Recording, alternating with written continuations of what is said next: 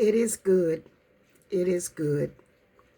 Yes, God said just before evening, it is good. Then it was evening, and now God has blessed us with a brand new day. A brand new day. This is the Reverend Dr. Laverne Corrine, Williams Foster Hall, Harvey Brown, Fontaine, Turner, Hill, Holt, McCain, Cash. It is a good morning. A good morning. And I will start my good morning with Brother Luke, chapter 12, the end of chapter 12, verses 49 through 59, where for the most part we are hearing Jesus talk about and tell us and give us directions for this day and beyond. Not peace, but division and interpreting the times. I have come to bring fire, and this is Jesus speaking. I have come to bring fire on the earth, and how I wish it were already kindled. But I have a baptism to undergo, and how distressed I am until it is completed. Do you think I came to bring peace on earth? No, I tell you, but division.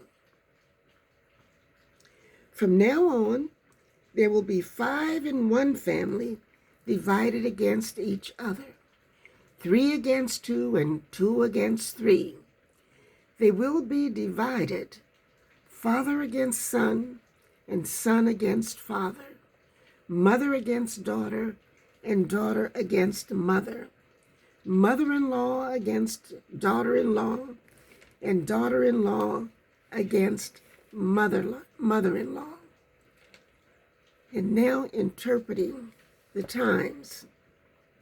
He said to the crowd, when you see a cloud rising in the west, immediately you say, it's going to rain, and it does. And when the south wind blows, you say, it's going to be hot, and it is. Hypocrites! You know how to interpret the appearance of the earth and the sky. How is it that you don't know how to interpret this present time? Why don't you judge for yourselves what is right? As you are going with your adversary to the magistrate, try hard to be reconciled to him on the way, or he may drag you off to the judge, and the judge turn you over to the officer, and the officer throws you into prison. I tell you, you will not get out until you have paid the last penny.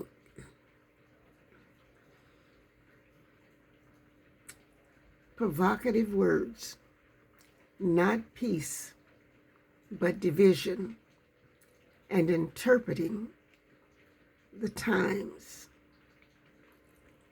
And there were 4 words. No, a few more than 4 words that popped out at me. A sentence, I'll say that, a sentence. Why don't you judge for yourselves what is right? Why don't you judge for yourselves what is right? And as I sit here, allowing these words to speak to me, I have a perfect example on this day, this brand new day that God has gifted me with. It is raining very hard outside. But I do have to go outside to pick up my newspaper. So as I go outside, there is a puddle that has grown very deep and very wide from the raindrops. But thank goodness, the person who threw the paper did not throw the paper into the puddle. And so as I step outside to pick up my newspaper, I have a choice to do what is right for me.